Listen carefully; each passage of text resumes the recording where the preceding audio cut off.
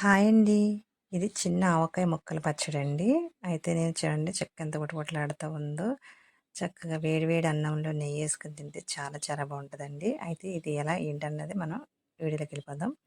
అయితే నేను 5 మామిడికాయలైతే తీసుకున్నానండి. వాటిని శుభ్రంగా కడిగేసి చక్కగా నీట్‌గా నేను ఆరబెట్టానండి. ఆరబెట్టి చక్కగా పొడగొట్టేట్టుకొని చక్కగా నీట్‌గా శుభ్రంగా తుడిచేసానండి. చూడండి 5 కాయలైతే తీసుకున్నాను. చక్కగా ఆటిల్ని ముక్కల కింద చిన్న చిన్న ముక్కల కింద అయితే నేను కట్ చేసుకున్నానండి. అయితే టెంకాయ అయితే బాగా ముదిరిపోయిందనేసి ఇంకా అది పీస్ బాగా పట్టేసింది. ఇంక సర్లే అనేసి నేను పేర్ల కింద కట్ చేసుకొని ఆటిల్ని చిన్న చిన్న ముక్కల కింద అయితే నేను కట్ చేసుకున్నానండి.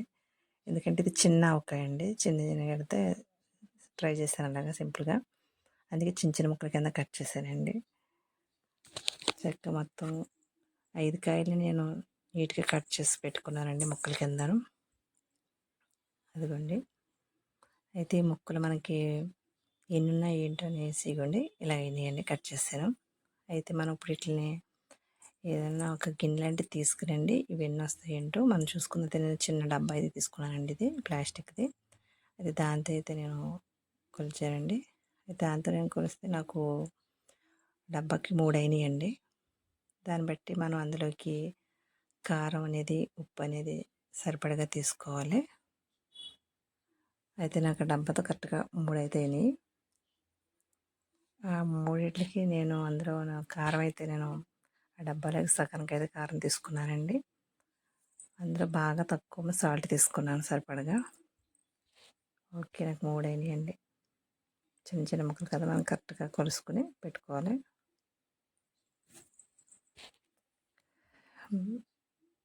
తర్వాత నాకు అందులోకి పిండి కావాలి కదండి, మెంతులను.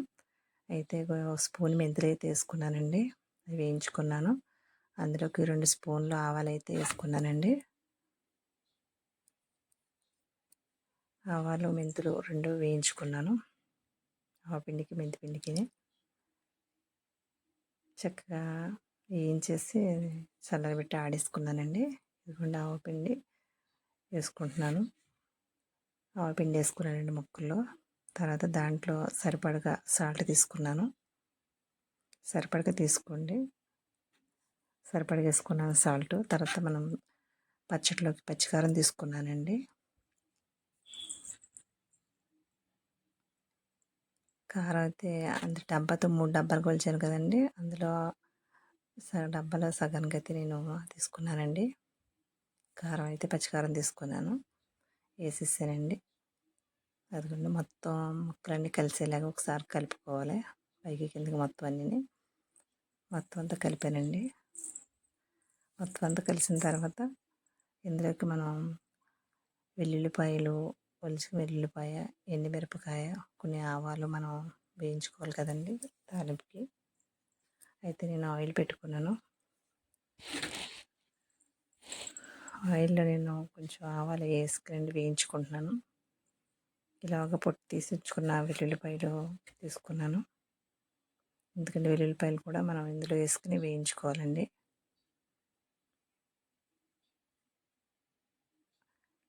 అయితే ఆవాలు బాగా వేగిపోయినాయండి. మనకి ఇంకా వెల్లుల్లిపాయలు కూడా బాగా వేయించుకోవాలి.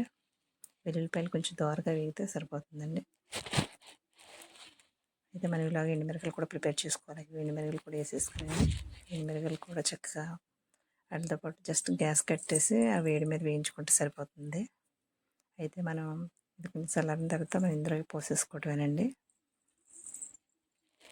వేసేసుకుని మొత్తం మనం గరిటెతో మొత్తం కలుపుకోవాలండి పచ్చడి అంతాను పైకి కిందకి. ఓకే, పచ్చడి అన్నది మనకి రెడీ అవుతుందండి. మొత్తం కలుపుకోవాలి. ఆయిల్ మొత్తం అంతా కలిసేటట్టుగా కలుపుకోవాలి.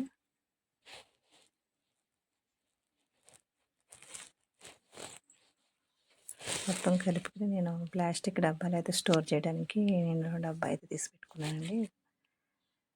అయితే మొత్తం కలుపుకోవాలండి, పైకి కింద మొత్తం కలాలి. ఓకే అండి, చూడండి కమ్మటి స్మెల్ వస్తుంది. పచ్చడి అయితే రెడీ అయిపోయిందండి. చక్కగా మొత్తం కలిపేసానండి నేను. అయితే మనం దీన్ని స్టోర్ చేసేసుకుంటారండి. మొత్తం కలిపేసానండి. మొత్తంకి పచ్చడి అంతా అయిపోయింది. డబ్బాలోకి తీసానండి. అయితే డబ్బాలోకి తీసేసి మనం ఎత్తుకొని పక్కన పెట్టి మూత పెట్టి ఉంచేసి తెల్లారి చూడాలండి. అప్పుడు మనకి ఆయిల్ అన్నది బాగా తేరుకుంటుంది. అప్పుడు మనం టేస్ట్ చేసుకుని ఉప్పు సరిపోయిందో చూసుకుని, ఆయిల్ సరిపోకపోతే కొంచెం ఆయిల్ సరిపడా ఉప్పు వేసుకోవాలండి. ఓకే, ఇదిగోండి అయిపోయింది చూడండి. చక్కగా పైకి ఆయిల్ అలా తేరుకుందండి మొత్తం అంతా చూడండి. ఓకే.